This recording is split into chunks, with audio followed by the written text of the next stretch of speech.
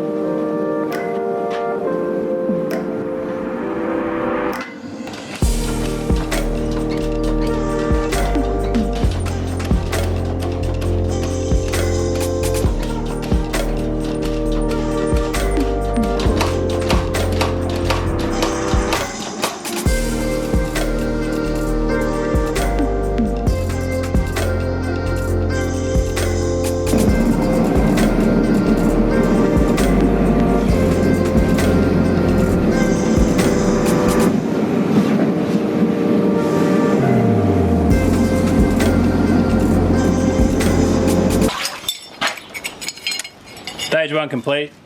We've got our rough forged shape.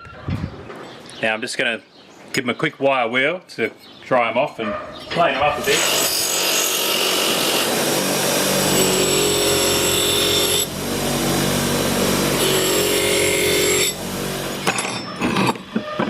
Once you've done the rough forging, it's much easier to just cut out or grind out the final shape. So you do your final profile on the grinder. If I was to hammer that in, it's a bit more mucking around, and yeah, when you're trying to do a batch of stuff, you leave things in the forge, they get scaled up too much. It's counterproductive. So we just get our rough shape. You can see it in the.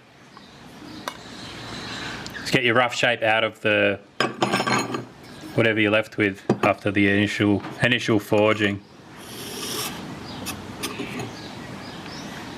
Could go a bit more up like that, maybe. I don't know. A lot of the time I just go with it, see how it turns out in the end. Next steps, it's simple as grind to the lines. Usually you got a big batch of these, so you don't have to think about it. You just grind them straight to those lines you've drawn before. And yeah, just going to put my head down for a second and show you what I'm talking about.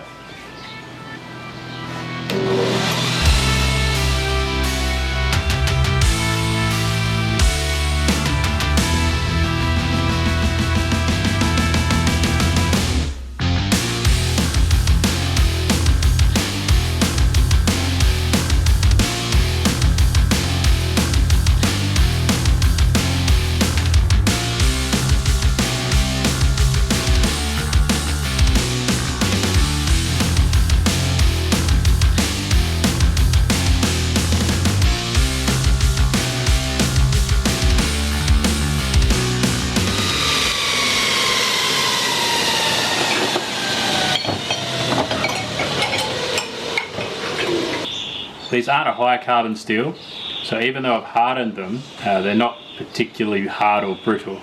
They're good for cutting cheese, but that's about it. So if you do a normal blade and you quench it, and you don't do a tempering cycle and hit it with a hammer, it will smash like glass. With these, most of the time they bend with a bit of persuasion, but yeah, not too easily. So I'm just going to try and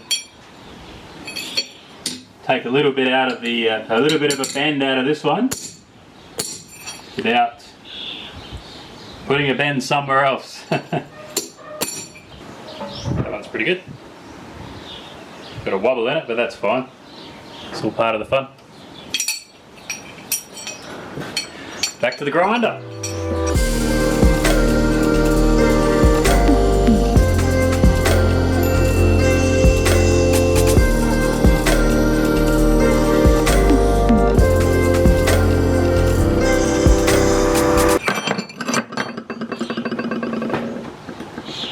The last thing you saw was me on the linisher establishing these bevels.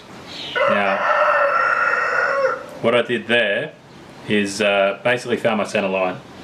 Because these aren't high-end chef knives, your center line on a cheese knife, you can play around with it as you go a bit.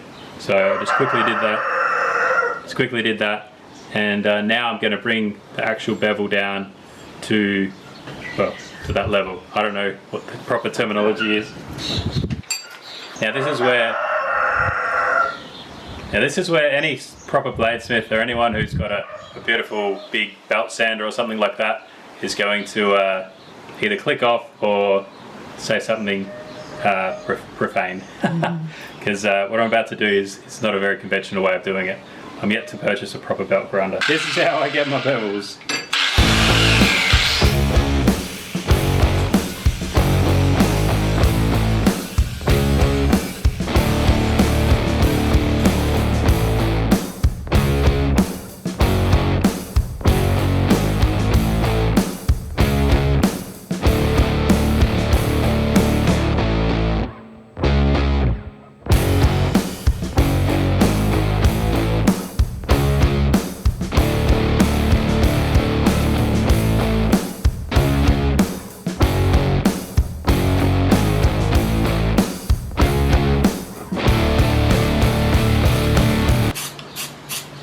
So this part, just sealing the handle portion with a clear spray.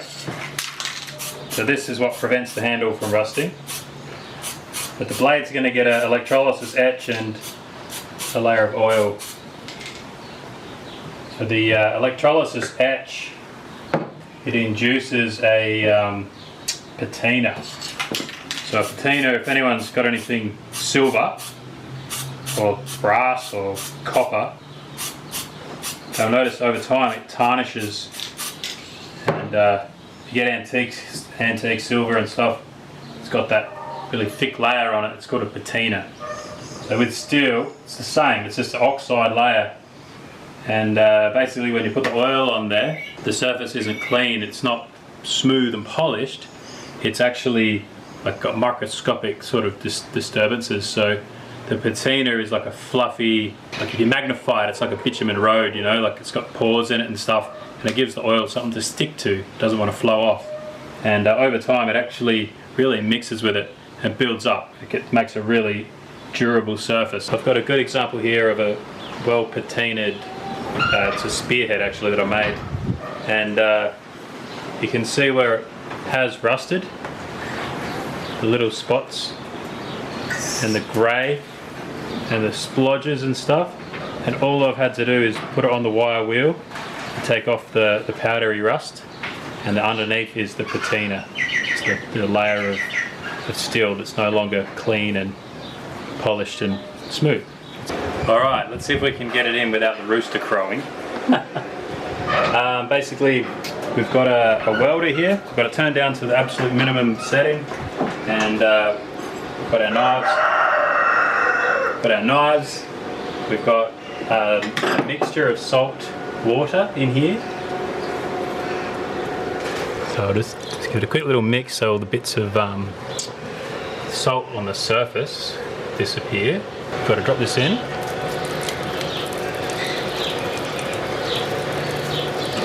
Give it about 10 seconds.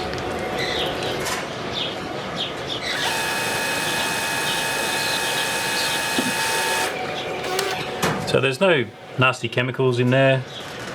It's literally just salt water. Salt water and a bit of contamination now because there's the blade's getting slightly dissolved in there. So, you know, a bit of iron, bit of probably a bit of manganese in there, a bit of sulfur probably. Not much because this is proper blade steel or proper steel. There we go, that's our patina. So you compare it how shiny that is to the patinaed blade. So it takes about 20-30 seconds for each blade. Alright, we'll clean them up, give them some oil, and that's it. Done.